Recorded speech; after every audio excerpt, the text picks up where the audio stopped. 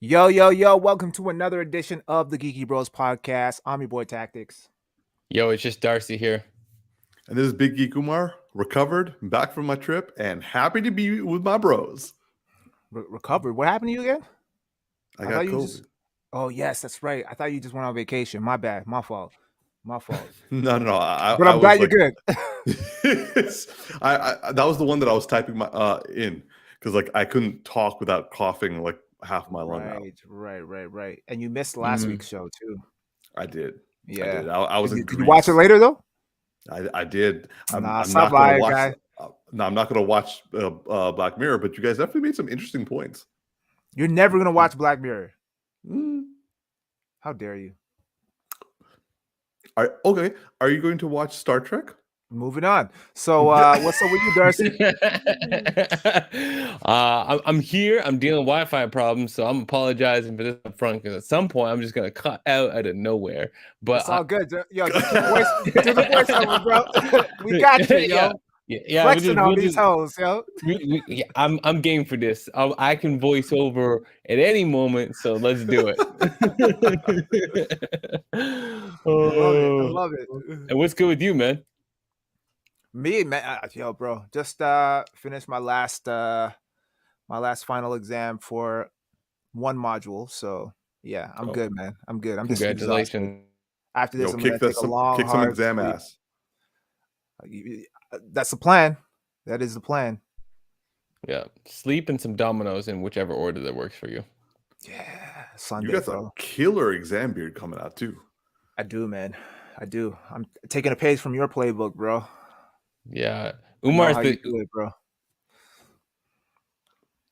T, you may want to throw up. Damn, we lost him again. We lost him so quick. Man didn't have a chance, yo. Okay. I think he's back. Oh, okay. I mean, I'm here in voice only. All right. Shall we jump into our agenda for today? Yeah, let's do this shit. Absolutely. Okay. So the first thing on our list is we're going to start going off like we usually do with the geeky news. And the geeky news for this week is the Black Adam trailer dropped. I think it was like yesterday or day before yesterday. Anyway, a full-length teaser. I think a full-length teaser is an appropriate way of calling it. We got to see Black Adam, The Rock, basically show us a little bit more of what's going on with this movie. We got to see, we got to see a lot of The Rock, but we also got to see Kent Nelson, aka played by Pierce Brosnan. We got to see Adam Smasher for a second, and we got to see Hawkman for a second. There's just a whole lot of The Rock. And also we got to see, what's her name? Sarah Shahi, who I think is going to be playing Osiris. But anyway, nonetheless, the trailer dropped. Personally, I was like, meh, but I want to hear what you guys thought. So, Darcy, let's kick it to you. What do you think, man? This would have followed a very strong. Strong what? So, T, how about you take over? No, he's back. He's back. Okay. No, he's not. I don't know where I'm cutting out. You said strong something and then left us hanging. Oh man, I said it would have been a strong follow right after Aquaman. That's what I feel like, because it feels like it's made in that time frame, and I feel like it would have been really strong then. But right now, it's feeling a little like it's not bad, but it feels like it's going to be a strong 6.75 kind of film. Yeah, I can't argue with that. Yeah, like it looks like a good popcorn film, and I'm hoping it has depth, but there's something in it that just makes me feel, I don't know. It's from the same writer who did Rampage, the one with the monkey and The Rock. So that was a solid popcorn film, and that is the height of it. Yep. All right, T, what did you think? So for me, I kind of have to agree with you guys as well. I this trailer didn't really do much for me, but that's not saying much considering that a lot of these superhero trailers aren't really doing much for me either. I said the same thing. I mean, I didn't refer to it as meh per se, but the Spider-Man No Way Home trailer, didn't really do much for me. I knew it was going to be an epic movie. I wasn't prepared for how epic that movie was, but when it comes to trailers, I think we're so spoiled because we've been so bombarded by all of the, like, especially in the superhero genre, like we've been bombarded with all of these movies that it's kind of like, again, like I've said before, after Endgame, it's like I don't know, I don't know how you surpass that shit, and still stay up on top, right? Like the trailer has to be next level. Like I don't even know what they would do to like entice me in a way where I'm like, yo, that's a good fucking trailer, and it makes me rush out to go and see it. Nowadays, I feel like trailers outside of, or not so much outside of the superhero genre, but like trailers specifically catered or emphasizing superhero movies, they don't really impress me all that much. And I don't know if it's just because I anticipate enjoying the movie based off the merits of it being a superhero movie, or that I'm kind of getting a little bit of that superhero fatigue, and I've become almost desensitized to the thrill of, or the spectacle of seeing all of this shit on like in trailers basically. You know what? I'm on the same boat as both of you. Like, well, I wouldn't say I'm desensitized as much to trailers as you are, Tactix, but like this one made me feel like I saw other people be like, ooh, and I was like, yes.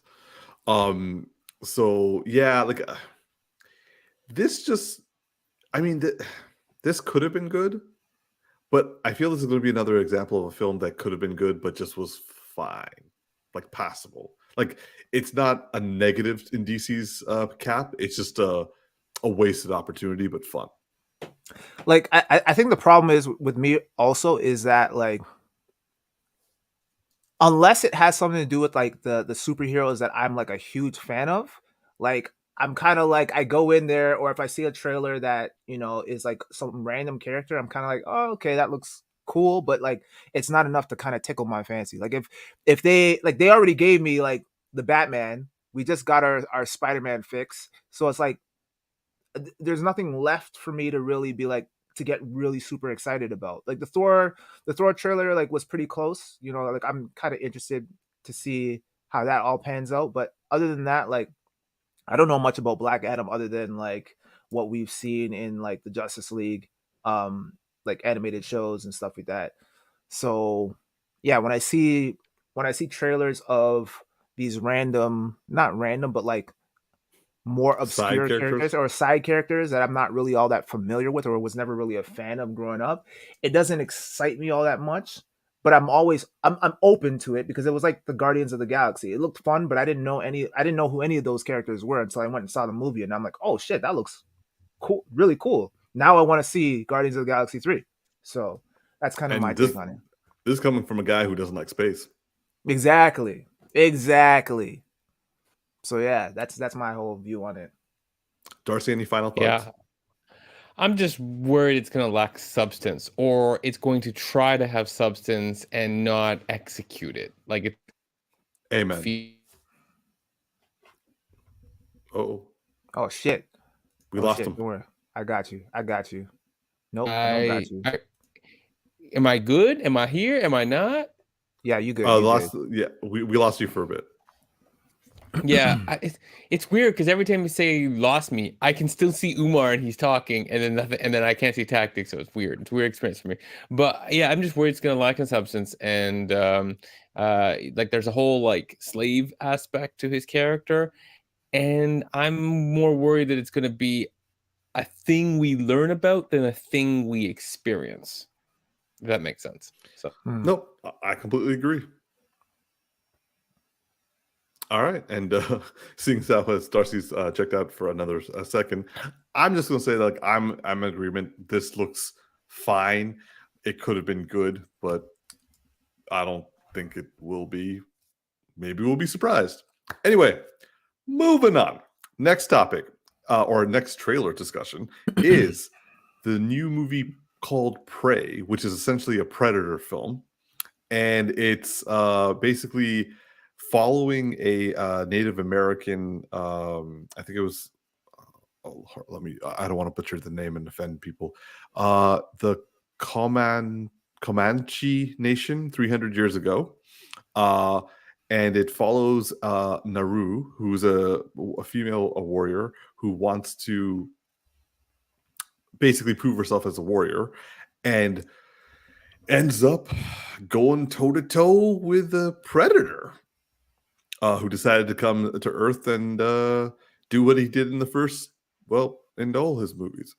And so the trailer dropped earlier this week, and personally, I gotta say, I really enjoyed it. It was nice to go back to basics. Basically, whenever they go back to basics with Predator, I'm happy. So this one looks like it's like super going back to basics, like the first movie style, but actually doing some diversity where it's like entirely following a Native American tribe. And all I'm hoping is that they're like very, very good in terms of representation. And also they actually hire Native American actors and actresses.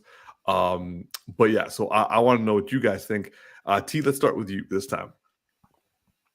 It looks interesting. I definitely like the aspect of them going back to basics because, all of the, whether it was Aliens versus Predator or the Predator continuation sequels, they all looked great, and they all ended up being fucking trash. So, I've been deceived before, and I'm hoping that this isn't the case with this one. But I mean, with a lot of these franchises, oddly enough, the ones that Arnold Schwarzenegger has some kind of ties to, they can't seem to be getting it right. Like, I mean, with Terminator, they can't seem to get it right, and now with the Predator movies, they're struggling.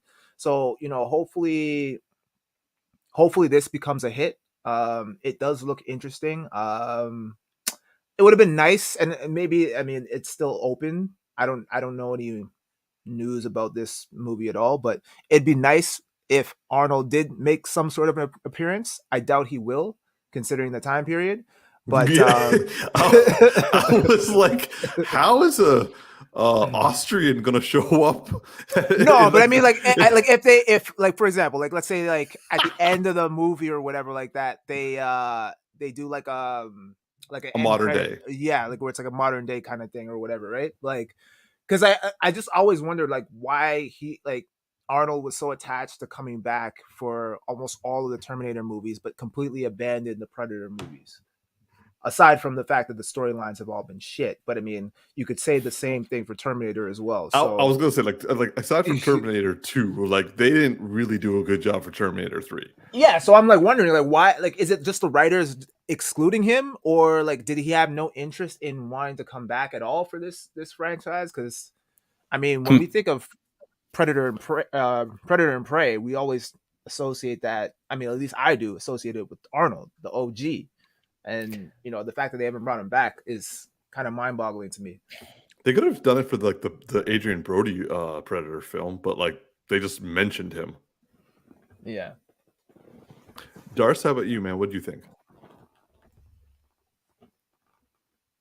Oh, did we lose him again? Time. No, you're back. So for me, Arnold is less important to Predator. I feel like Predator is more the star of the movie. Even though he's not the hero, it's like the draw to the movie for me. Whereas with Terminator, he is the Terminator. Okay, we lost you again. But it was a good point for him to be lost. It was, but I would say, everyone seems to be capitalizing on bringing everyone back from their old movies. So, I mean, why not do it with Arnold? Yeah, I mean, except for he could only be a cameo at the end because it makes no sense. So overall, I agree with Umar. Going back to basics is good. That these warriors, bring something new and interesting to the table in terms of how they fight, and it brings a new dynamic. and it looks good. I just can't get over the fact that they're talking in English. That just took me completely out of it. It feels completely unrealistic, and it makes it feel like their whole nationality, or not nationality, but their whole tribe is this like Culture. it's just culture. Thank you. It's just using culture to profit and not representing it in any kind of way. It makes you feel like it's like we respect this particular blah blah blah, and we research them and blah blah blah blah, and yet we have them talking in a language they didn't even understand. Didn't even come to their land for like another 300 years. Like it just fundamentally Neither breaks. did aliens. I get that. I get that, but you have all the liberties with the alien. You do have a clear understanding they don't speak English. And since the Predator doesn't speak, why not just like have them speak in their own language, do it in subtitles, and just lean all in? I don't know. I get like that. Oh, that doesn't sell to a lot of like Americans, but I just or this Canadian right here.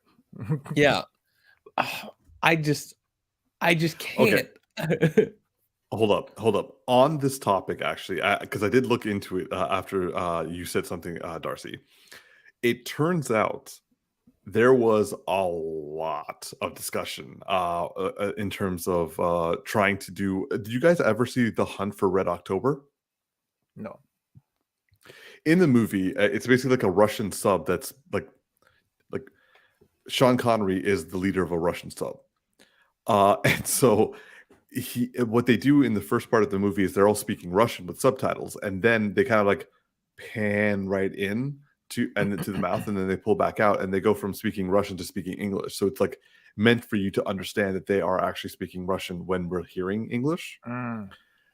But ultimately that was thrown out as like the filmmakers felt it didn't work. However, the film was shot in English and in the first the Comanche language, with the entire cast performing alternative dub, so that like technically speaking, you can put like the Native American language on dub and watch it that way, or you can watch it in English. Now, obviously, this won't be when they do it released in theaters. You're not going to be able to get that feature, but when it's released online, that will be a feature.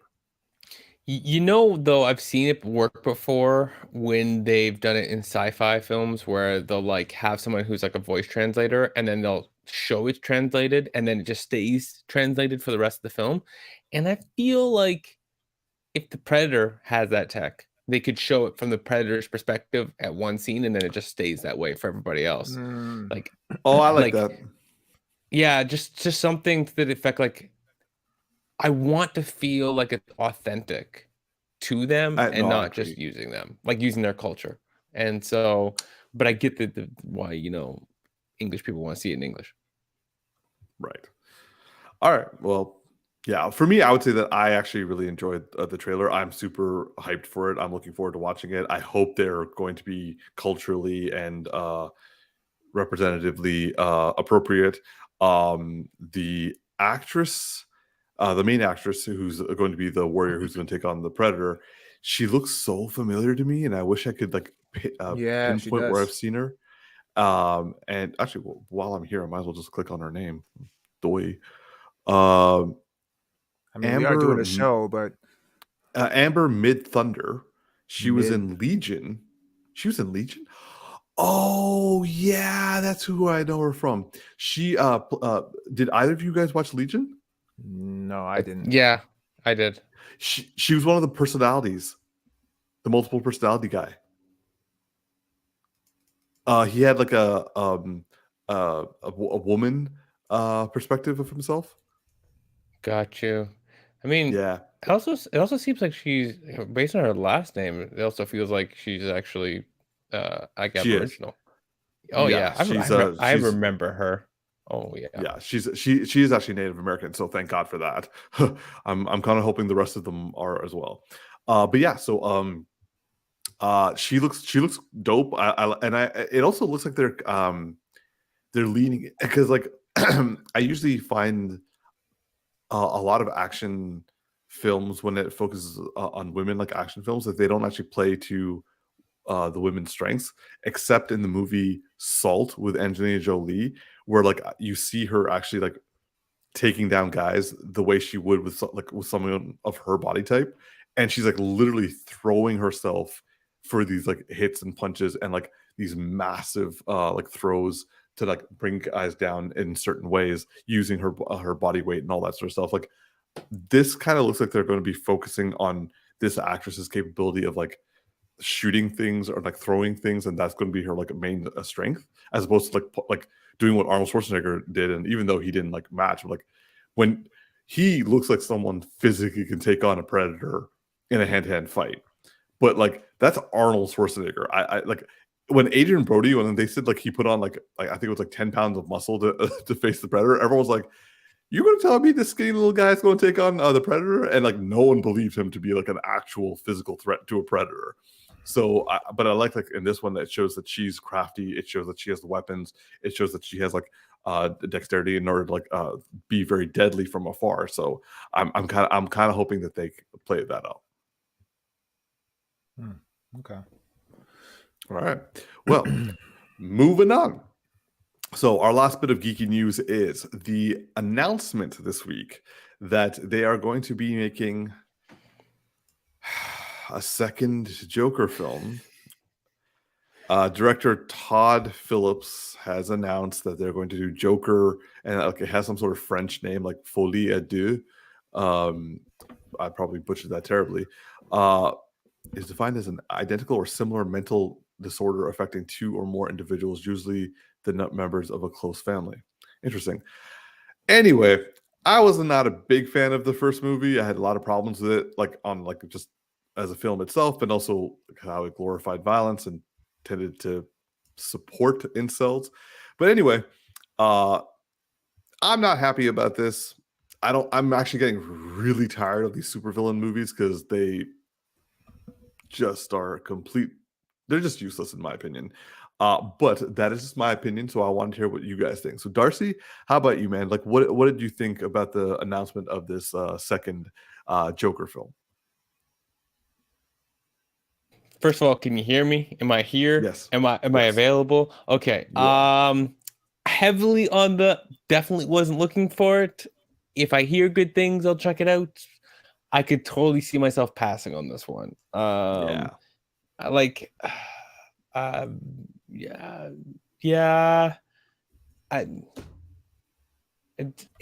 Cool, one great artsy film.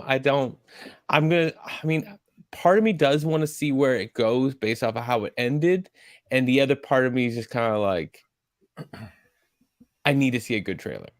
I feel like that's where I sit. It's like it could be really, really good, but then it could also just be not like you shouldn't have done it. Like you should have just left it at one artsy film. And I feel like the only way it could be really, really good for the second one is if they bring some kind of what do you call like an antagonist to an antagonist? If it ain't Batman, a proper protagonist. Oh, I know. But if it's not Batman, how do you? Okay, like so you have these two tirading around the city, and they get what is they facing? Just the police? You know what I mean? Like if there's nothing, natural born killers. I don't know. What I would be interested in, but we're never gonna get this. What would really intrigue me is seeing a Batman versus Joker film from Joker's perspective. That I could be more intrigued by this than what I'm hearing right now. And I know that sounds weird to say it from that perspective, but it's just kind of like seeing. Oh, we lost you again. A good role. Am I back? Yeah, you're back. You're back. It'd be nice to see like what it is like to see Batman as the villain, even though he's doing the right thing, just from the perspective of like how imposing he is. I just think that'd be intriguing. But I'll pass it over to Tactix, and I think I know where this is going. Yes, you do, because I do not care about this at all. I begrudgingly prepped these photos. I found 3 and I was like, all right, that's good enough because I have nothing to say about this. I didn't care for the first one. Don't care about this one. Don't care where it goes because it's not gonna go anywhere that's gonna tie even remotely close to Batman. So I don't give a fuck. I don't. I'm with you, Umar. I'm sick of these villain movies and shit without the hero. Like, fuck this. Fuck it. Amen, brother. So I'm sorry you spent all that time for us to be like do like a 3 minute Yeah, you segment. should be, man. I'm sorry. So moving on.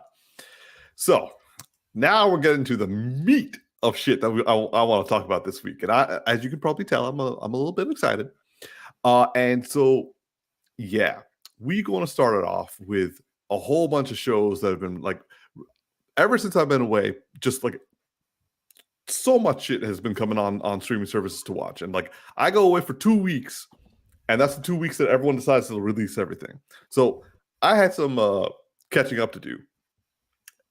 And so the first thing we're going to talk about is Ms. Marvel. Now, everyone who watches this podcast, and also my bros, you guys all know this was personal for me. Finally getting some representation. I'm Pakistani, and Ms. Marvel is a Pakistani American superhero. And there was a whole lot of like hope. So a shit ton of fears. And yeah, like should I go first, or would you guys want to like give your thoughts on the first episode that got released this week? Please, the floor is yours, man. You've been waiting for this moment all your life. It's true. Darcy? You go first, bro. I kind of want to see if you'd be like, yeah, I'm gonna go first. But okay. So first episode came out on Wednesday. I'm not gonna lie. I allowed my jet lag to work for me, and I watched it at 4:30 in the morning. Mostly because I was up because my stupid jet lag wouldn't let me go back to sleep. So I was like, you know what? I'm just gonna watch it. First of all, I want to talk about the negatives because you guys know me. I'm a critical person. So here are my negatives for the first episode that I saw. First thing. Oh, by the way, spoiler warning. If you haven't seen Ms. Marvel yet, the first episode of Ms. Marvel, we're going to talk about it in depth. So like maybe just like click the link to the next topic. Or if you're watching us live, just like put it on mute until you see the picture go to a different character. First thing, I will say that having the dad jumping into the room wearing looking like the Hulk for cosplay. When he said he basically jumped in saying "Jagte Pate," which is, well, I should say culturally speaking, it's more of a Bollywood Indian like terminology. I have been recently, because I brought this up as something that bothered me. I was like, I would have wished that they would have said something a little bit more Pakistani to kind of like showcase Pakistani culture and language. But actually, it turned out that quite a few people said, hey, my dad says it or my mom says it like randomly. And what it did allow me to realize is while it is a thing that bothered me a little bit, or just bothered me, it is something that is very specific. So like, first generation, basically immigrants from Pakistan, they come from different parts of Pakistan, and so as a result, they pick up cultural terminology and make it their own, and then they come over here, or they come to England, or they come to the U.S., and they kind of make in an attempt to like maintain it. They kind of keep using it. So maybe that's me being overly critical, and I will fully accept that maybe I'm being overly critical. So that was my one thing. Second thing is at the end when the mom catches Kamala coming home after sneaking out, the mom did not behave as a Pakistani parent, or in my experiences, and also in the experiences of my friends and also extended family. If I got caught sneaking out, or sneaking back in, mama be yelling. There would be a lot of yelling. There'd be a lot of talking, a lot of yelling, a lot of lecturing. Like what happened in that ending scene, I'm like, I don't know any brown parent who'd do that because that's literally that child got away like scot-free. I'd be yelled at for a full hour, if not more. And let's just say there's going to be personal attacks that would be like thrown my way. And then I would get the silent treatment for a couple of days until I groveled for forgiveness. She just walked out. I was like, what? So those were my only 2 complaints with that episode. Because otherwise, that episode fucking killed it. Like, I'm not gonna lie, there were scenes like I was in full on stress anxiety mode. Like I was moving back and forth because either A, I was relating to her situation, or B, I was afraid that they're gonna fuck up that scene and then like it would be like viewed as a bad TV series. But like thankfully they kept it going. And it was I can't describe to you guys just how much it meant to me to have her white best friend properly pronounce Pakistan with the inflection Pak, as opposed to saying Pakistan. And like, it makes sense because he's been friends with her. Her family's accepted him. So clearly he's like really close with the family. And he trying to be respectful. And he said Pakistan. And I was just like, it was like Darcy, like I know you and I talked about this during Shang-Chi. It's like, it's on the level of when they take off the shoes just before going into the apartment and like in like the beginning of the film. It's on that level of like, so great moment right there. A great moment right there. The fact that they actually depicted the parents to be like, aside from the last scene when she gets caught, the parents were like straight up like, I saw my parents in that. And oh, I love that moment. It's like, yeah. Okay, I want to hear me. No, I'll say one quick thing. After watching it and then seeing how you just checked, I feel a little more why you just checked. Anyways, come on. Oh, that was so good. So and also I really like that they did the stereotypical westernized version of like an immigrant parent talking to their westernized raised child. They speak moments like statements or words of Urdu and then speak the rest of it in English. It's kind of like a half and half thing, or they just like they're like talking to them in English and then they say something in Urdu as like a last minute statement. And also like when the relationship with her brother is on fucking point, because like, yeah, you get annoyed with your siblings and some of them go like super crazy religious, others go like super crazy like rebellious, and like you're the middle person. Either or, like like wherever you land in terms of like the religious part of Islam, you got each other's back when it comes to convincing parents to do stuff, especially for the girls. Like I'm the younger sibling, and I had my sister's back as much as I could. I know like my like our homegirl Sheba, she's the same way too.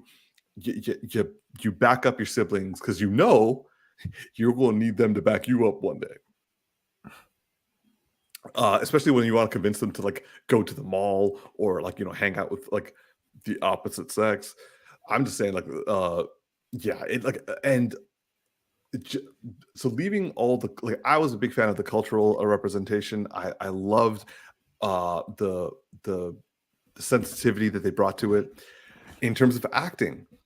Aside from the mom, who at times felt like she kind of was just borderline phoning in the performance, everyone else was killing it. Like I was actually super engaged with all the acting, and like Iman Vellani is just perfect in my opinion. Like she's bringing Kamala Khan out of the page onto the screen, and I am so happy. Like I do realize this is still just the first episode, so this all could go like down in the dumps like the next episode and continue on that way. So like, but like I got my first episode and it's good, so that you know, that's coming from me. I love the cinematography. The cinematography was killing it for me. I love the artistic point of view. I still have minor qualms still of like how they're depicting her powers versus how they're depicted in the comic books. However, Avengers Con was dope, and they perfectly captured the cosplay style. And also, it's a subtle thing, but remember when she puts on her costume for the first time and she's like checking herself in the mirror and she's like kind of like looking at her waist and like she's trying to like lower her jacket, and then she eventually puts tries to put a scarf around her waist. That actually hit really home for me, because while I as a male in the Pakistani community, I'm not given the level of scrutiny, but like I have friends who have, I have family who have, I have my sister, of course, and I know, I've heard, I wouldn't say I know, I've heard of the struggle of trying to maintain the modesty that's very much pushed in our culture and also in our religion, about how we're supposed to be modest. We're not supposed to be too, too revealing. And like seeing her literally without words, like they showed it to me. They didn't tell me. Seeing her struggle with, even though she was fully covered, but like she was wearing yoga pants, and that's a little bit more revealing. And so she was trying to see if she could like just like sneak in a little bit of her jacket to cover it, and like trying to come up with like a more modest approach. That was really important for me to see, and like that really made me like just connect with her that much more. Seeing her awkward at school and like literally catching a volleyball with her face, and I'm just like, girl, it's happened to me, and I know how you feel. Maybe it's a Brown thing. It's just like we just not good with volleyball or dodgeball. So it's just, yeah, I gotta say, first episode, I loved it. So okay, so I've talked for a while now, and let's hear from you guys. So like Darcy, man, like what did you think, man? Can you hear me? Yes. I'm like watching my Wi-Fi thing go in and out. It's like stressing me out. Sorry, First off, is catching a volleyball to the face being a Pakistani thing makes no sense. Your last statement's like stuck in my head. like that, of all things. But oh crap, we lost you, man.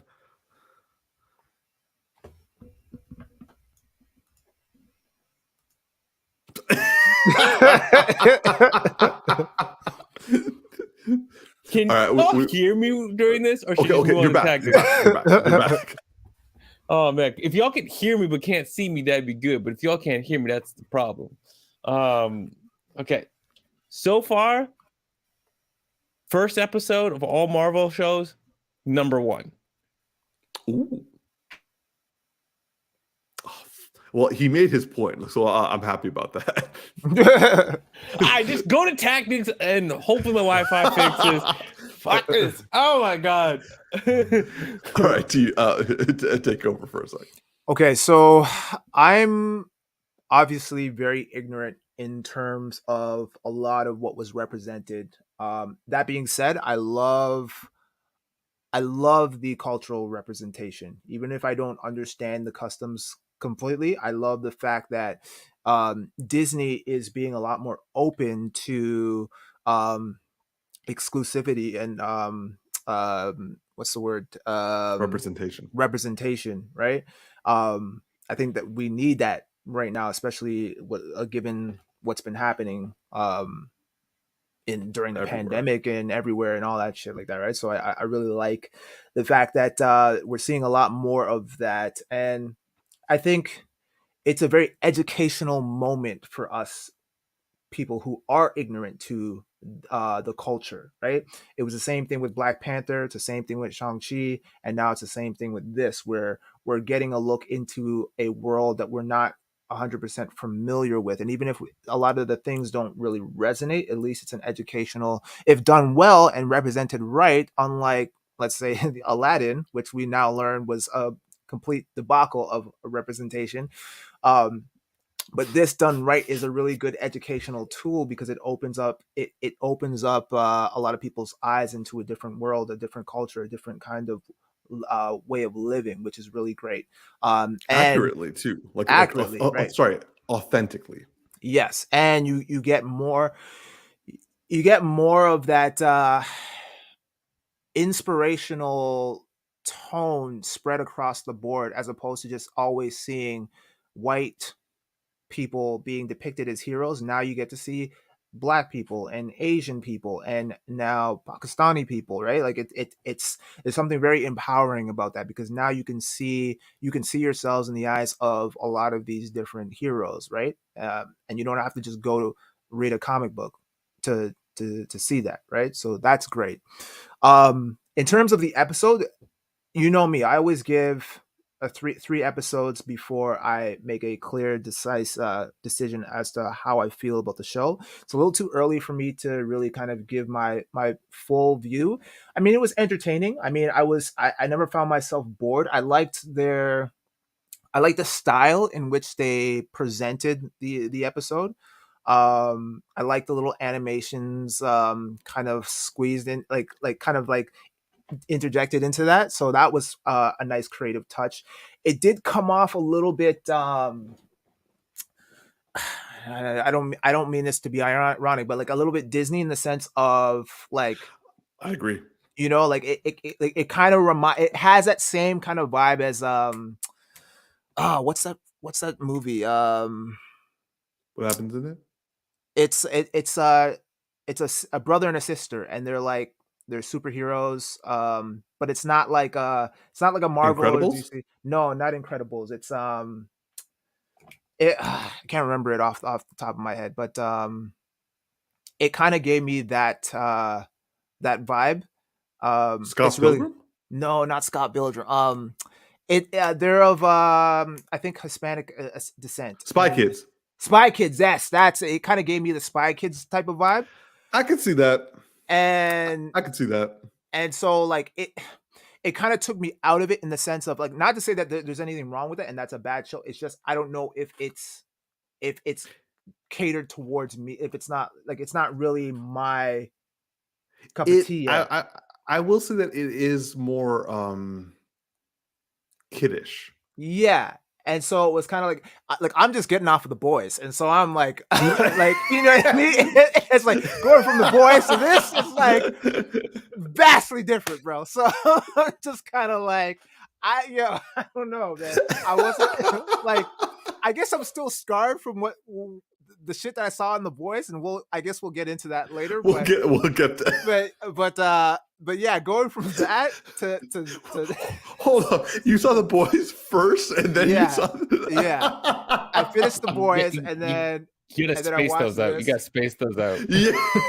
Yeah, I definitely fucked up the order on that one, but yeah, so it was kind of like very watered down for me after that experience. So I think I gotta watch this on its own, separately from anything else, to really get a full appreciation for the content. But yeah, I mean, considering we don't have a villain yet or anything, like nothing really happened. It's kind of like an origin story in a sense. And it's only the first episode. There's not much to really go on, but I do like the style of the show so far. Wouldn't say it's the best yet out of what we've gotten out of the Marvel TV series, but it's an interesting style. I'm sorry, I'm still laughing at that imagery, because like you literally saw a dude jump into another dude's dick, and then you went and saw Miss Marvel. Pretty much. Much. Well,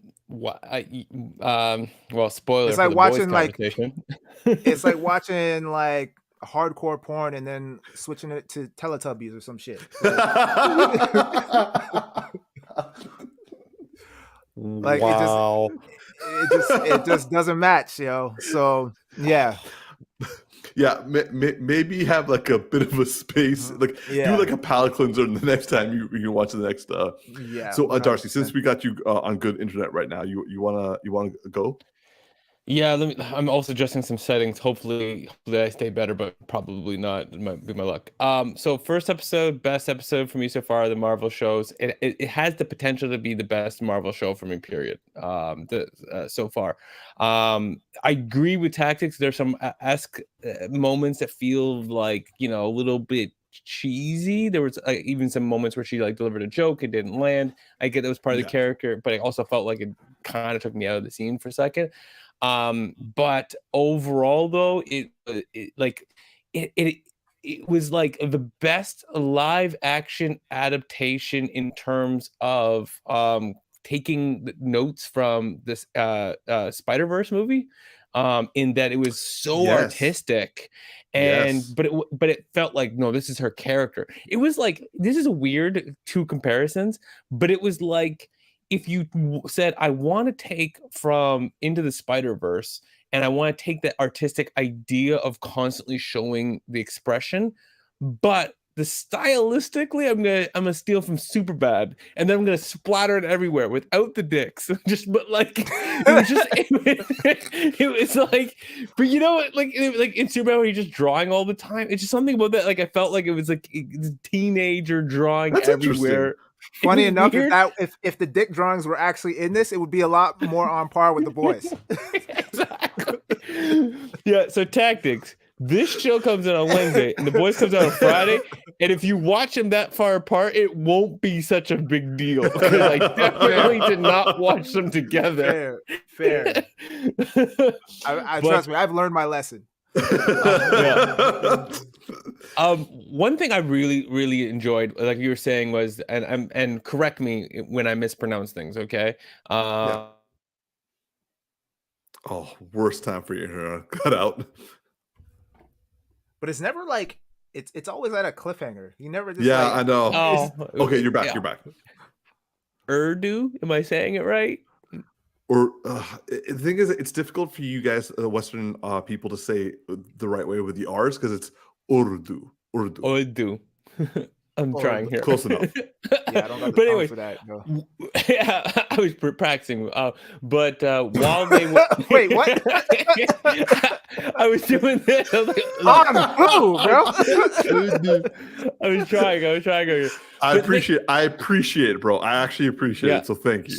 So this is actually one of the first English shows where I ever actually turned on the subtitles, closed captions, just so I could catch all the words in between. And I'm more used to it with like South Pacific Asian, because I live in a household and I see that stuff all the time where they intermix things into their sentences all the time. Sometimes it's just from an inability, versus this feels more like just like it's more convenient, or you don't have a translation for it. But I was like, as Umar, you already know, I was sending you questions while watching this. I'm like, I really appreciated that too. Well, I wanted to know. Like, simply put, I need to know. I'm like, Gora boy, that means white boy, right? Or does that mean foreigner? I was like, it could be one of the two in my mind, because like I was thinking of Spanish people and how they have like a word for white, but it also intermixes with foreigner at the same time, but they tend to use it for white. So like Gora means white, but also you need to be careful because like Gora is a horse. Oh shit. That's such a subtle distinction, bro. Like, and I like, fuck that up real quick. Yeah, so like growing up here, I actually make that mistake. Like I say, "Oh, he's so Gora," and my mom's like, "He's not a horse anymore." I'm like, "Gora," and she's like, "There you go." I'm like, "Okay." Yeah, don't get me started, man. My partner's mom, like, once just like mispronounced a word trying to say one word and said, like, just comes up to me and said something about penis, and I just like stared at her like I just died. and then my partner just like dying laughing. She's like, "What? What did I say?" It's just like, you mispronounced that word big time. And it was like pencil or something. It was just like, no, it's not what you were trying for. It was just like something hilarious like that. But yeah, no, it was very strong for me. Like, and you were saying about the dynamic between the brother and the sister, absolutely loved it. I just like that really resonated for me, because that is also in my partner's culture too, right? Where men are listened to and women are not, and even amongst the mothers listen to the sons more than listen to their daughters. And so when she need to go to him, I just couldn't stop thinking about my partner and all her stuff talking to me about her teenage years, and how like there was nothing, and she's a very strong woman. She demands her respect now. She fights for it. But I know that they don't always listen still, because I will insert myself into conversations to repeat what she says to stop the conversation going in cycles where it's like they're not listening, and I'll step in and I'll just be like, auntie, da da da da da, and then the conversation's over. Right. And I'm just like, I can't watch this anymore. Like, I'm just gonna like stop this thing from happening. So I when I saw it, I was like, oh, that for me was like, I was feeling that one deeply, because it resonated at home for me. But the artistic style, I mean, I do like also how it's setting up for her creativity and her superpower, that like it's showing that connection and where it's gonna go. And my last comment is that had to be the cheapest costume and easiest thing to coordinate for any movie ever when it came to the Avenger Con, because all they would have to do is just say like, cosplayers, we need you, and they'd show up. They'd be like, Avengers assemble. Like that'd be it. Like they don't have to like make costumes for anybody. I feel like it would be an insult if they showed up and they're like, here's a costume. Like, you see me right now, right? Like, I made this by hand. I don't need your shit.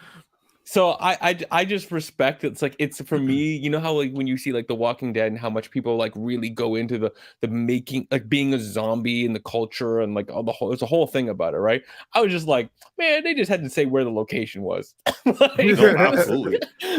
It actually kind of, the way you said that kind of reminds me of like for A Star Is Born, like Lady Gaga, like for all like the, what you call it, like the scenes where they're performing live, those actually were, she just like sent like the bat signal to her fans, and her fans just showed up and they performed it in front of her fans.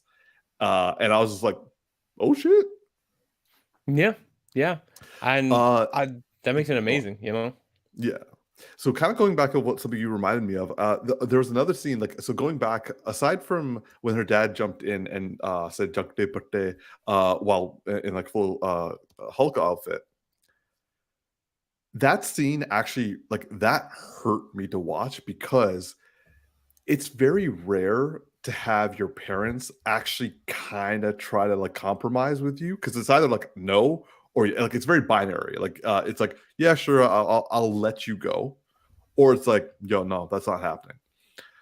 But when you like, I kind of like learned this as like a self-preservation thing. It's like when they actually try to get you halfway, you take it, but you do kind of like, it hurts to take it, because you're like, I have to take like these from your perspective. It's like I gotta take these scraps. I gotta be embarrassed just to do something I want, versus, you know, just getting a yes and like get to do what you want when what you're doing isn't actually even bad in your interpretation of Islam.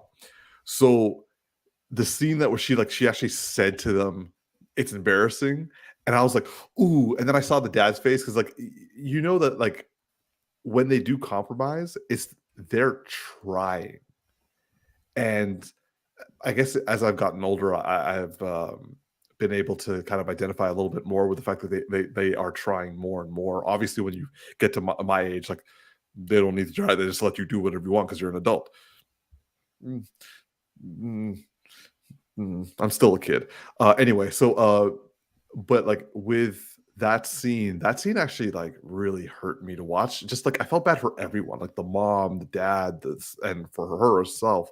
It's just like they tried, like all sides tried to make it work, but it just didn't. And so like that one I felt. So like you kind of reminded me of what you were saying, Darcy, about like family dynamics and like trying to earn respect. That kind of reminded me of that. And he's gone. Yeah. Maybe take it off him, T. Yo, am I back? When she said like, like Abu, if I'm saying that correctly, I'm probably You said that butchering it, right. But like to her dad when he after he did the Hulk thing. Yeah, nice. That was that was hurting me. But am I still here? My Wi-Fi signal just popped up We're again. hearing you. We hear you.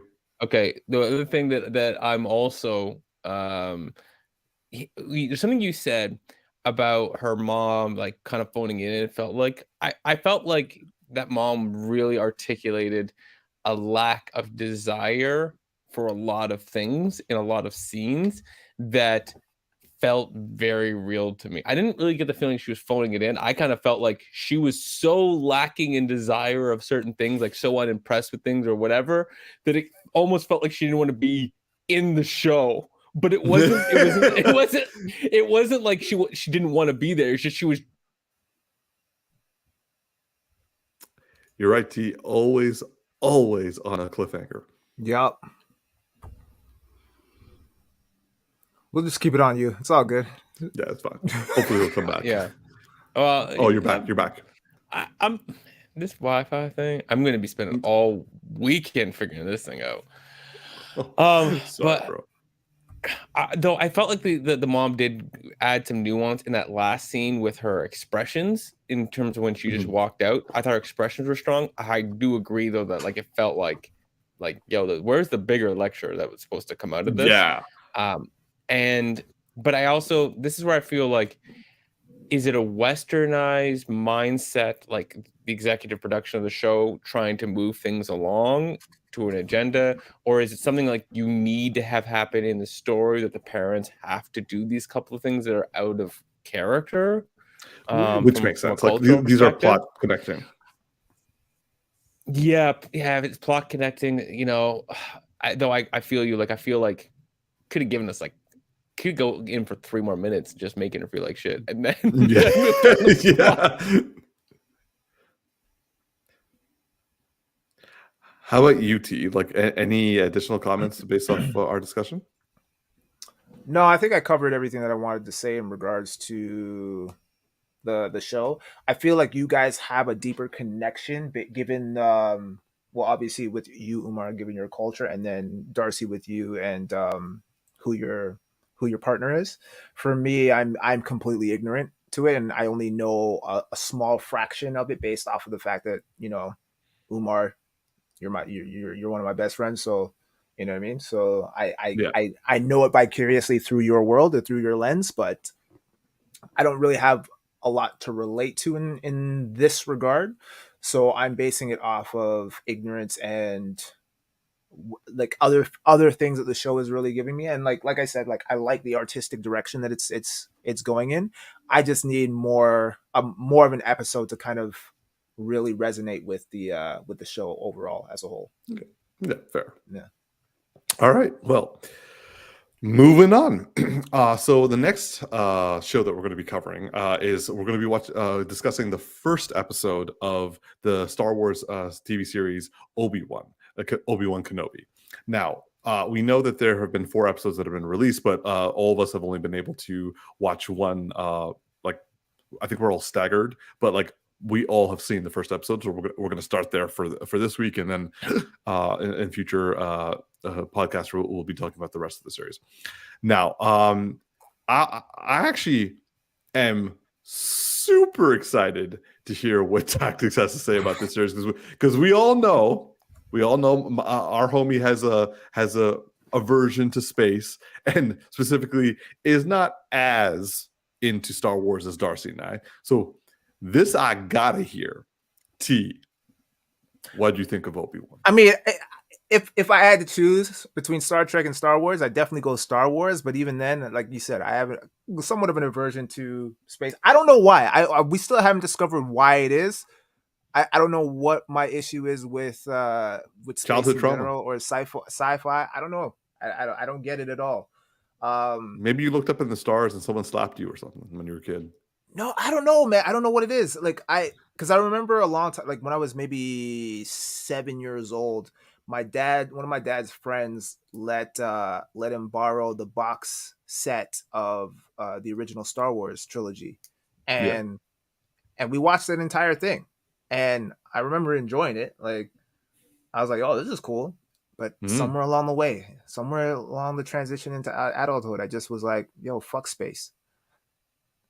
And yeah, lost it. Just like dinosaurs. I used to fuck with dinosaurs, and then now not so much. Not so much. Land Before Time was my anyway. Let me stop getting sidetracked. Okay, so in terms of this Obi-Wan Kenobi, I actually was more excited for this show than I was with like Mandalorian. I didn't even see Boba Fett. But I'm a lightsaber guy. I like a good lightsaber duel. So I know that shit is coming at some point. So that's kind of what's got me hooked. So I'm really anticipating seeing that again. Looking forward to seeing Darth Vader come back. I'm sure you guys have already seen him, because considering that you guys have probably seen more episodes than I have. I've only seen the first episode.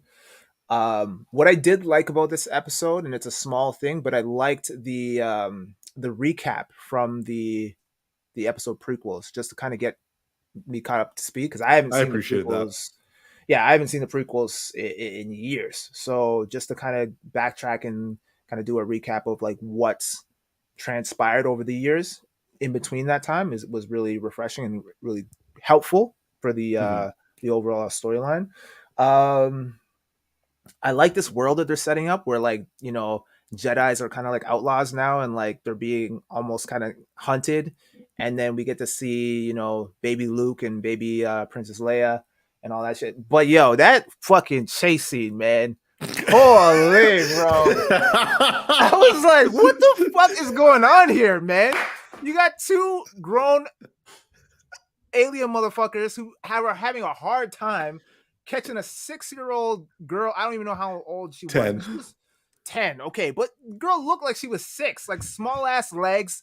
Like dude in the back, the green motherfucker, like didn't even look like he was trying, man. I'm like, he disappeared off screen for like 10, for like half that chase, and then he got stopped by a tree. Man didn't even see the tree. A branch. Like the branch was like literally the size, like this size, and he was like, "No, I can't jump it." I'm like, you motherfuckers gotta get fired. You're not even trying, man. Like that was embarrassing to watch, man. I was like, wow, who choreographed this shit? Seriously. But I knew, so the main villain of that whole sequence, I recognized the dude, and I was trying to pick. I'm like, who is that guy? And then I realized it was the it's not the drummer, but I think it's the bass guitarist of Red Hot Chili Peppers. And I'm like, I didn't even know that guy went into acting. Flea. No. Don't worry. Yeah. Because I was like, that guy looks so familiar. Where have I seen this guy from? And it's he's from the Red Hot Chili Peppers. So that was interesting. Holy shit, you're right. Yeah. To be honest, he probably just was like, he probably called them up. He's like, yo, I won't be in this. They're like, okay. Yeah, because I don't remember seeing him in anything else, like any other. Because like we've actually had a whole bunch of actors like playing like they've literally been like, I'll do whatever you want, just let me be in it. And like they're stormtroopers, like the Jason Sudeikis, Daniel Craig, and a few other people. Like they literally were in mass the whole time, and no one knew they were there. Yeah, but they gave him a big role though. Like, I mean, not huge, but I mean, it's a significant role. He's got a couple lines. Yeah, and he's probably going to be in the second. Well, you guys probably know. I don't know, but yeah. So I was kind of surprised to see him show up. I'm like, I didn't even know he got into acting, but that's pretty cool. He probably didn't. What's that? He probably didn't. He just was like, yo, I want to be in this. Like one random one-off. Yeah, I guess if you're a fan of Star Wars and like you have pull at that point, you're like, yo, like you got a part for me? Like, yeah. Sure. That's what happened with Samuel L. Jackson. With this? With Star Wars? Yeah, he was like, I don't care in what capacity you do it. I just want to be in Star Wars. Like, I'll be a stormtrooper and I'll be happy. And like George Lucas was like, I'm just gonna write you as like the second most powerful Jedi. And he was like, motherfucker. That's pretty tight. That's pretty well. He's in everything, so I'm not surprised. But yeah, so far, first episode I enjoyed for what it was. I mean, I don't know if you guys had a difference of opinion, but I I liked it for what it was. I'm interested to see where it goes. Like I said, I'm anticipating seeing Darth Vader. I want to see another showdown between those two. Obviously it's not gonna like be a lethal showdown because we kind of know how that whole story unfolds, but it'd be nice to see them fight again. And I want to see an interaction with does he interact with Luke in his younger years, or does he meet him much older when he's much older? Based off what is implied in A New Hope, they're aware of each other. Gotcha. Okay, so he's kind of like he remains kind of ominous, and it's kind of like in the sense of like old man Ben's house. So Luke is like, "Oh, hello, old man Ben." It's like, "Hello, Luke. Carry on." They're like that sort of thing. Like they're aware of each other in that sense. Got you. Okay, cool. Yeah, I like it. I'm looking forward to second and third episode. However many episodes are out right now. They're 4 altogether. Okay, so then 4 episodes. All right, Darcy. Damn, bro. Man couldn't even get a word out. Oh, pork. Sorry, bro. Yo, his Wi-Fi is just straight fucking with him. I saw the movement the entire time while I was talking, and then as soon as you threw it to him, he's just like, I know. Denied. The worst is like I'll start talking, everything seems completely fine for me, and then you'll just be like, "Damn!" cut me off right while I'm talking, and I'm like, "That's when you know." I can hear you, and I'm cut out, but I can still see and hear you guys. So it's like I'm just like not allowed to talk, It's like just let the nigga talk. Okay.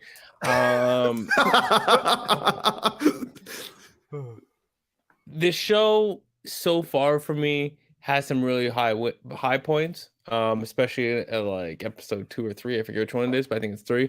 There's a really big high point in that. You'll see. Yes, he's right. Episode 3 will be something that you'll enjoy. Tactics. Thanks, Darcy. Yeah. Darcy's back. It is. I agree. I agree, Darcy. Darcy, maybe turn off your video. Yeah, we'll just throw the picture up, bro. Yo, okay. Hopefully this works better. I'll just be a voice, okay? Oh, this is perfect. Yeah, we can hear you. Okay, so yeah, I mean, it's not without its flaws. It definitely has flaws, and they're just moments where it's just not doing it for me. Did I cut out again? No, it's just the image is cracking me up.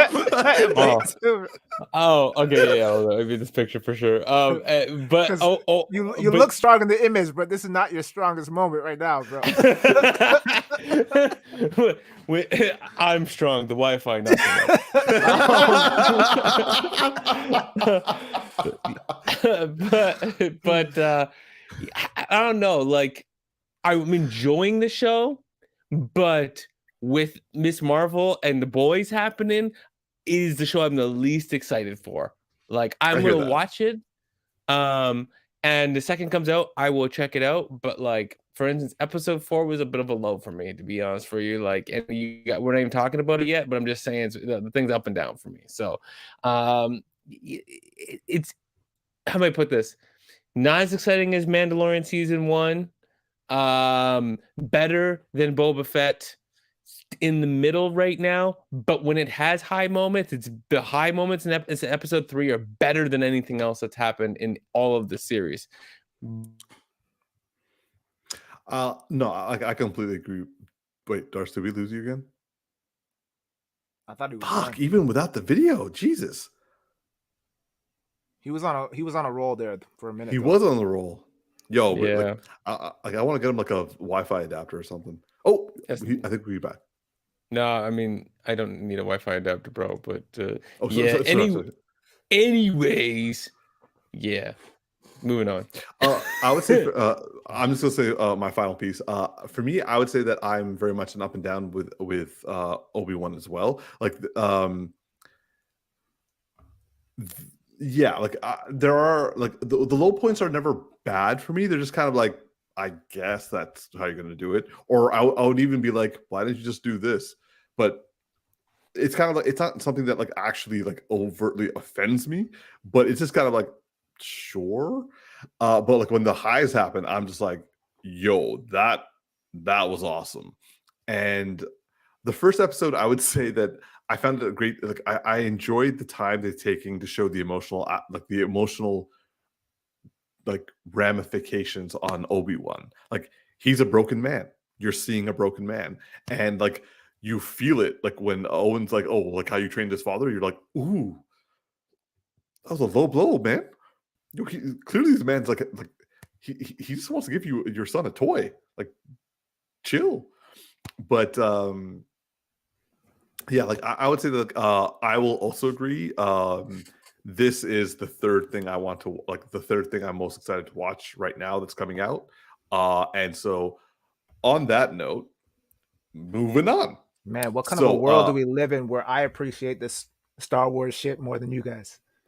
This, like, honestly, your review really surprised me. Very pleasantly surprised me, but nonetheless surprised me. And I'm just like, I mean, don't get me wrong. I might share in your sentiment later on because I've only watched the first episode, so I'm basing all of this off of anticipation. But I'm kind of surprised by both of y'all's reaction.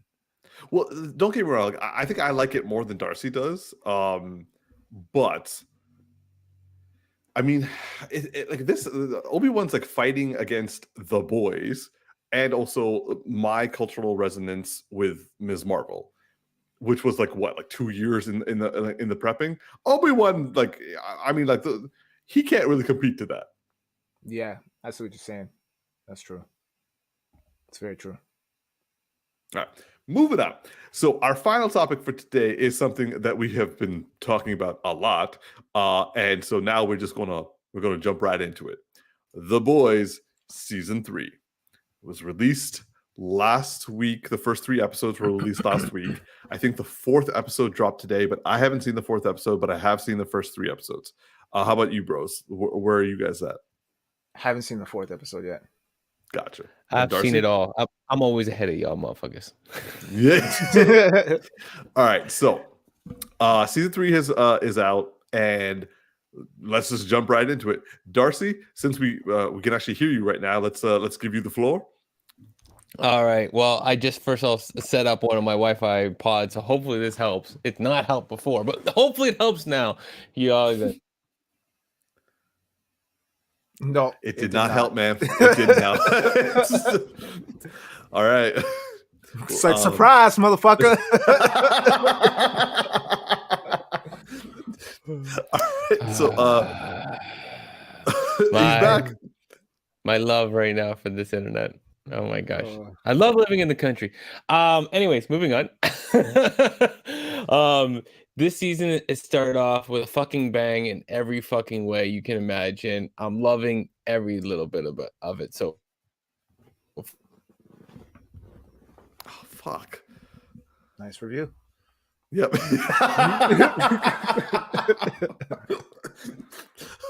Okay. All right. We'll wait until Darcy comes back. T, what did you think of the first 3 episodes? Oh, FYI, spoiler warning. We're gonna talk in depth about what's happening in these episodes. Bro, I was not ready for this first episode, man. Like, guy, and you know exactly. I'm just gonna skip right to the photo, bro. Like, I wasn't ready for this shit, bro. And maybe I don't think we can keep that still image on for very long. Otherwise, we might get flagged on YouTube. But, bruh, like, I was so uneasy about this scene. I was like, I'm uneasy watching it right now, man.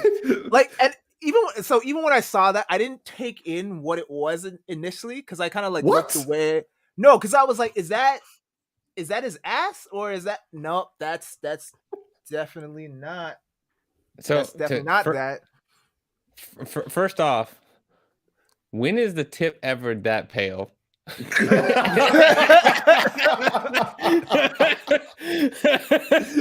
look at that and I'm like, I knew what it was, but I was like, that looks inaccurate. Or it's a white man thing. I don't know. One of the two. I just just to say, we had 2 viewers. We now have just officially lost 1. So just pointed that out there. So I'm gonna change that image before we stare off anyone else. We apologize for anyone who may find this to be crude or lewd, but like this is literally in The Boys. Yeah. Literally. So and this guy's literally inside some dude. So like I was not prepared for that at all. And as soon as he entered, I was like, oh fuck, they're going there, aren't they? And then you see the first and I'm like, oh shit, don't do it, man. And they fucking did it. They fucking did it. Now, like this show is super unpredictable now. I don't know where they're going and how much they can get away with in terms of pushing the envelope, but they just keep they're like, yo, they're letting us get away with this. Okay, well, you know, we ain't canceled yet, but it's still early. It's still early. They got renewed for a 4th season. There you go, yo. So and to think that in the first season they wanted to put a scene where Homelander is jerking off over over wherever they're based out of, New York City or whatever, and the network, they're like, nah, that's too much. And now you got this shit that they're doing. I'm like, okay, there is like all bets are off at this point. Yeah, I mean, I love this show. This show is just fucking nuts. It's bananas, but it is, and it's pushing boundaries in the right way. Like, like this. Like, let's just look at this scene alone. Like, first of all, I thought it was going in a different direction. I thought that something was going to happen, and he was going to be carried out of him.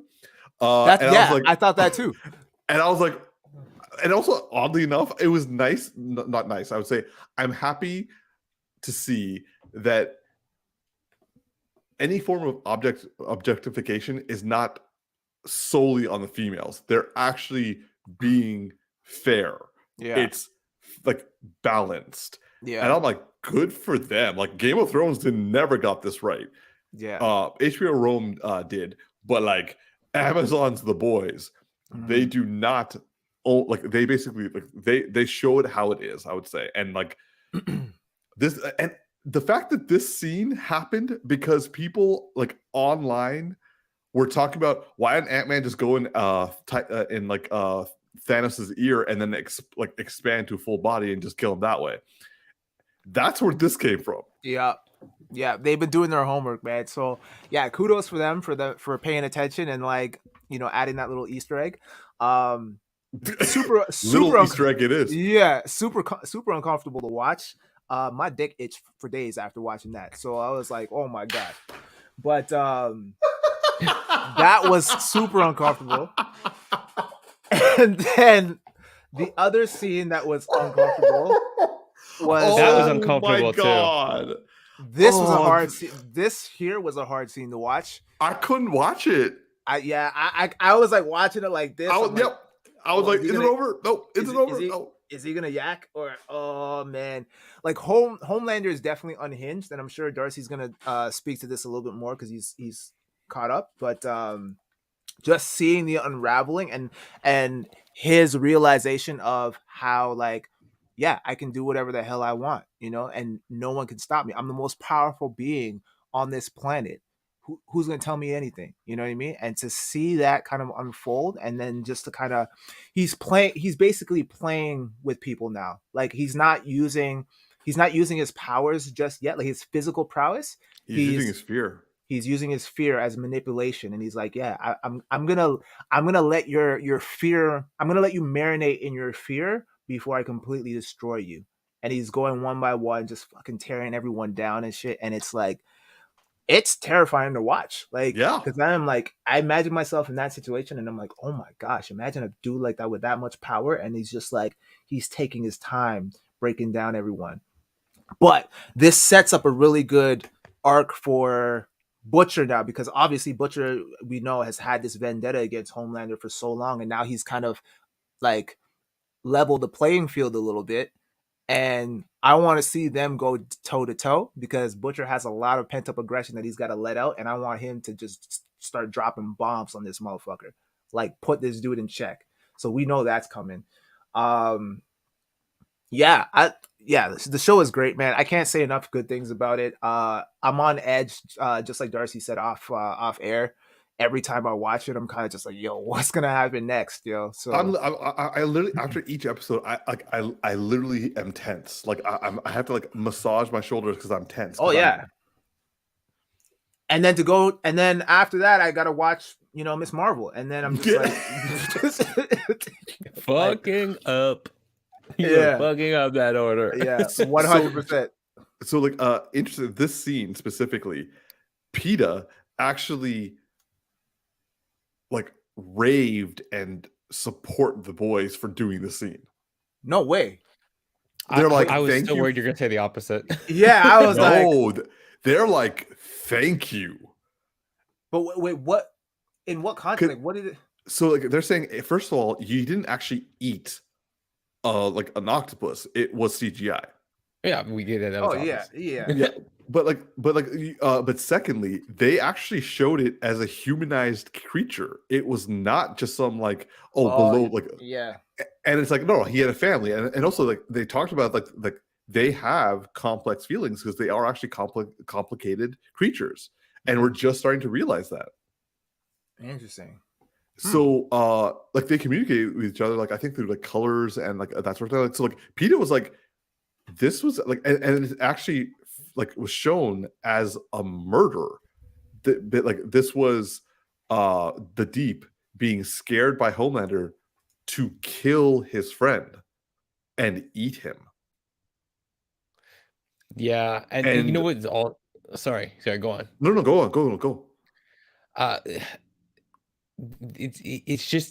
It's creepy, and they also set the octopus up to be kind of creepy because he watched them have sex like just a scene before, and it was like, and he was into it, and that was like, this show is just weird. This show is just weird. This show is real.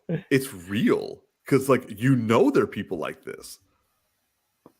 Maybe not like specifically about like the no. Actually, wait. Didn't someone fall in love with their octopus?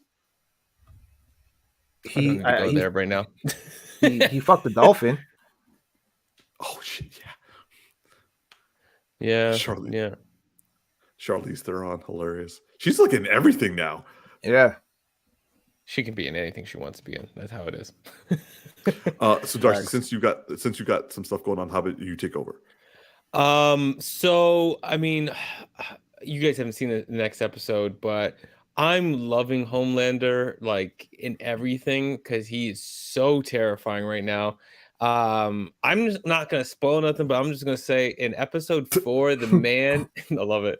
The man is becoming smart. Fuck. I think he said small. I'm not sure. Smart. No, he said smart. Oh, smart. Smarter. Smart. Okay. Yeah. Smarter. Yeah. He's planning, and he's controlling from multiple sides, and it's starting to, and he's just as terrifying, and he's becoming more terrifying because he's funny. Like it's just where this season is going to be crazy. Like they're just setting up for bigger and crazier, and I mean, there's also something I want to make fun of in this episode that I love, but I can't right now. But yeah, in 1 through 3, it's just fantastic. It's just fucking fantastic. It's crazy. Homelander's amazing, and there's so many other good things that are happening. But wow, Giancarlo Esposito. Yeah, I'm. You're just careful right now. I can't even talk about him. But my favorite scene was in episode 2. Of at least my favorite scene in the first 3 episodes. My favorite scene in episode 2 is just when Starlight brings. Oh my goodness! Brings what, bro? I'm starting to get pissed off with your internet, man. The suspense is killing me, bro. when Starlight brings out the video to Homelander and Homelander's like drop.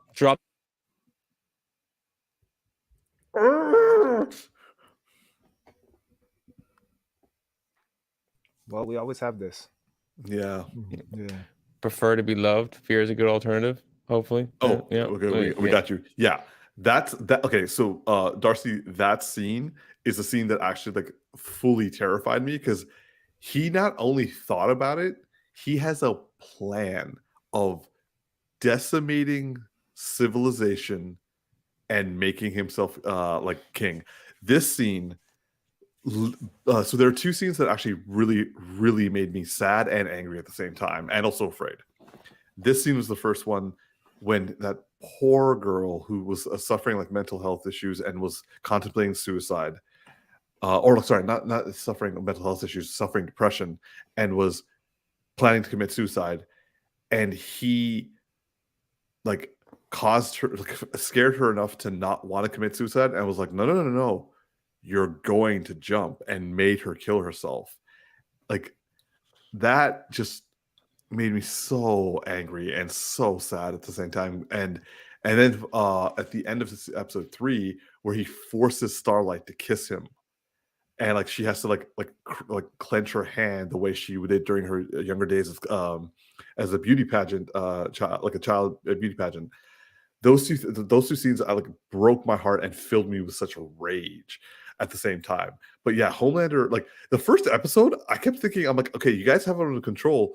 Don't push it. Why y'all pushing his buttons? And then you saw what happened to him when he pushed his buttons. I was like, well, what do you think was going to happen? Mm-hmm. So yeah, it's just like this season is like just.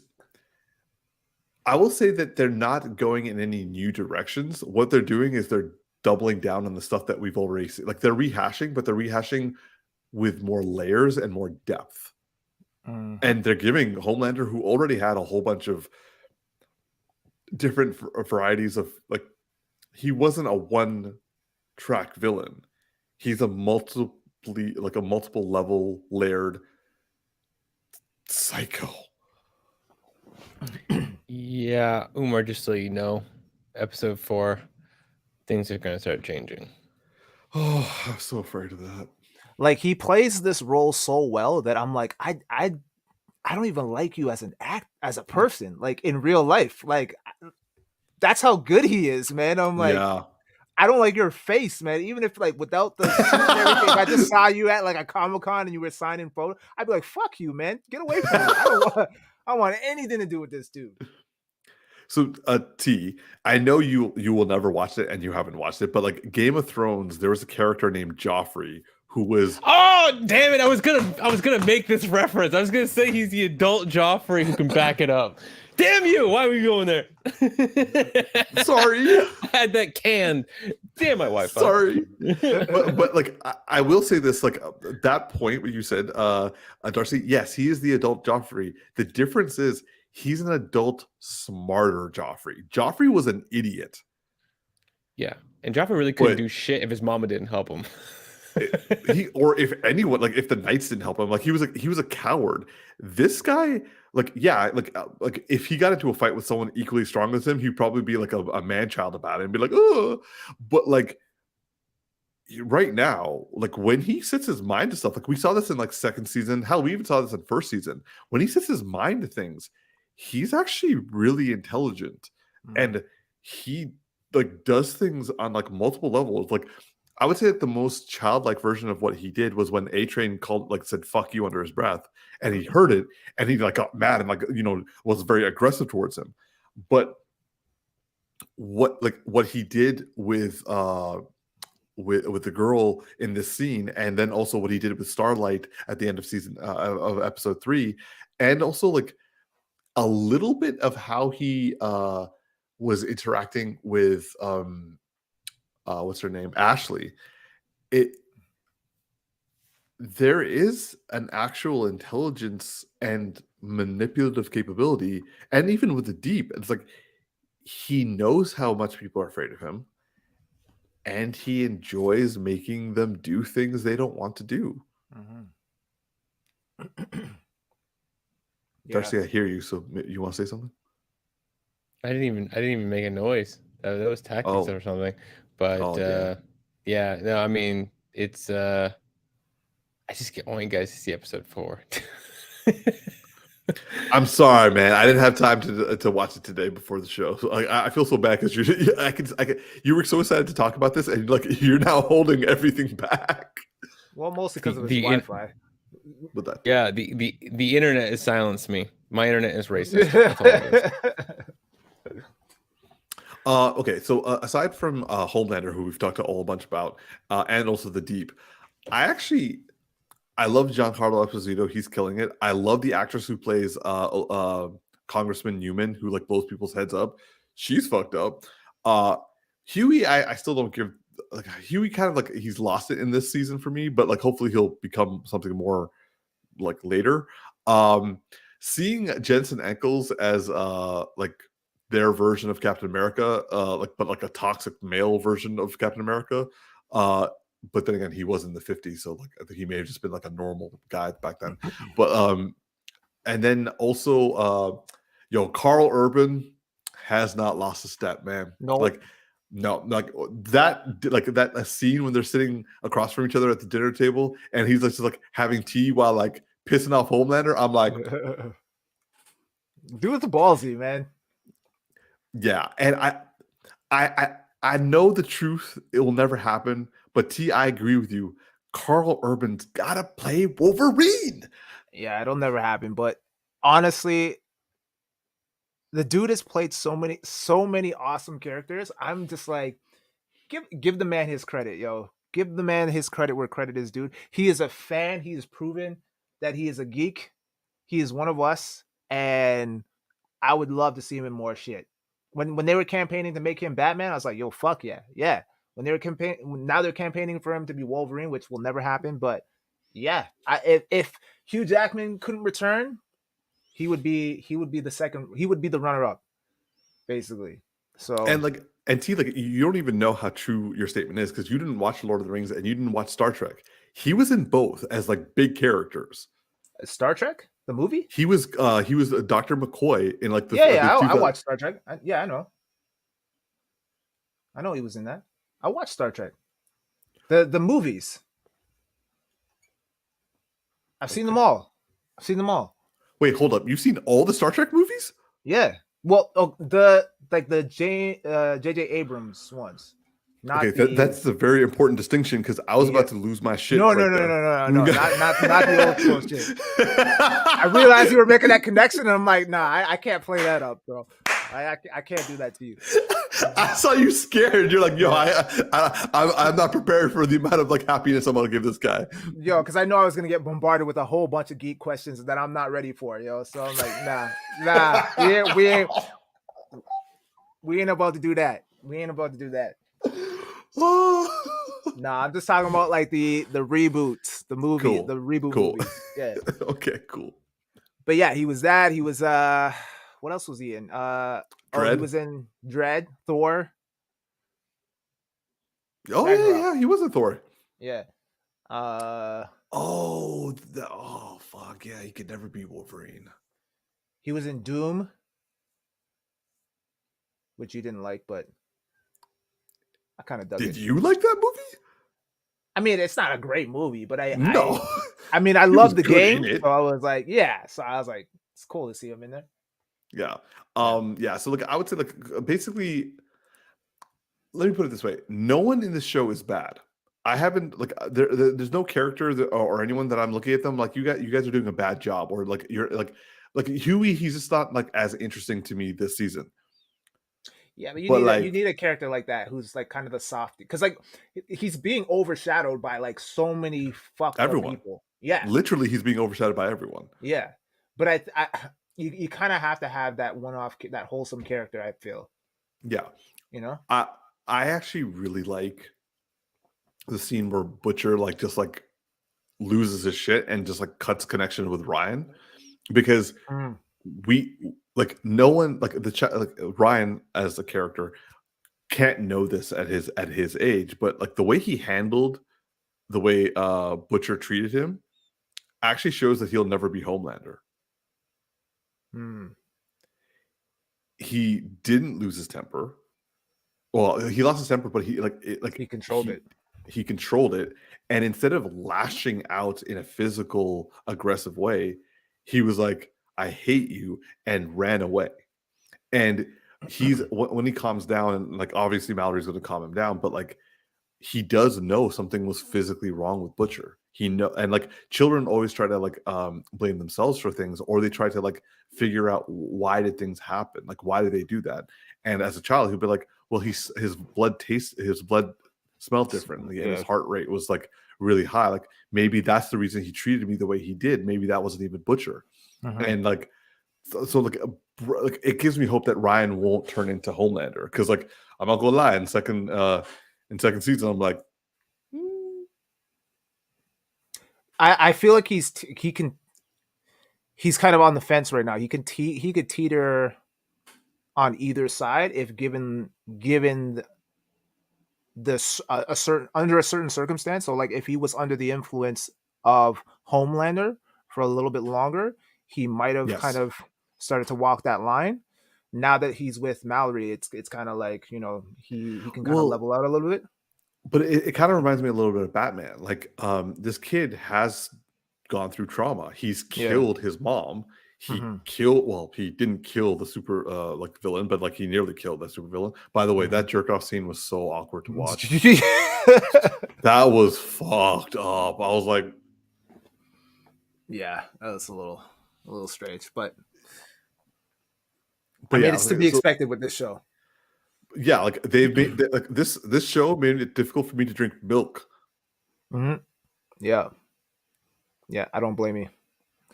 I do not blame you at all. But yeah, I think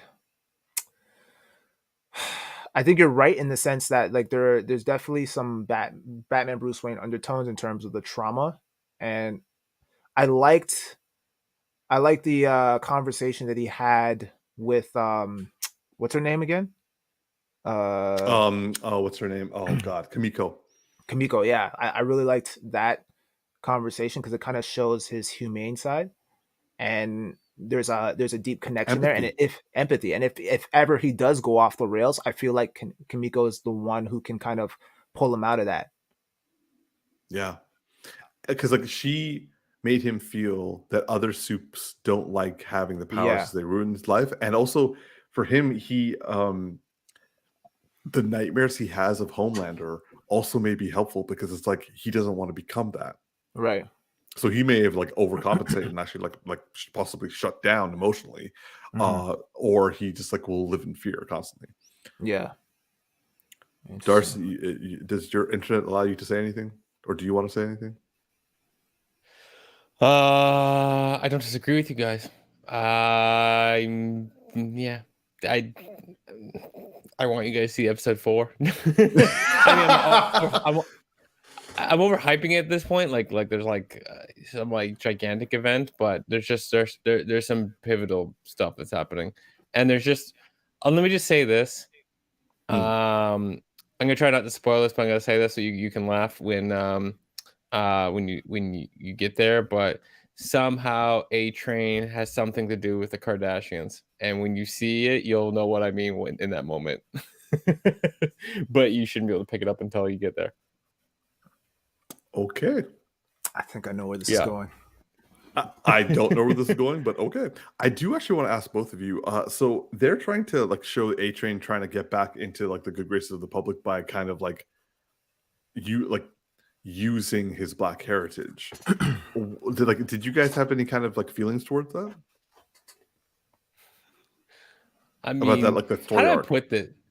How do I put this? It's like he's making himself the token Black guy that the media uses, but he's doing it himself, so he's just an asshole. Like this, just funny. Like it's stupid because it's like it's like he doesn't give a shit about his Black culture. He just wants to be popular, and he's just like looking at it a way to use Black people to like do it. So it's like, I don't know, which I mean exists, but it's just dumb. But it's funny, but it's dumb. That video game was horrific. Yo, this nigga is so whack to me, yo. I'm sorry. I do not like A-Train at all. Like 100%. Do not he is like a him at all. yeah, he's a fuck boy. I don't like this dude.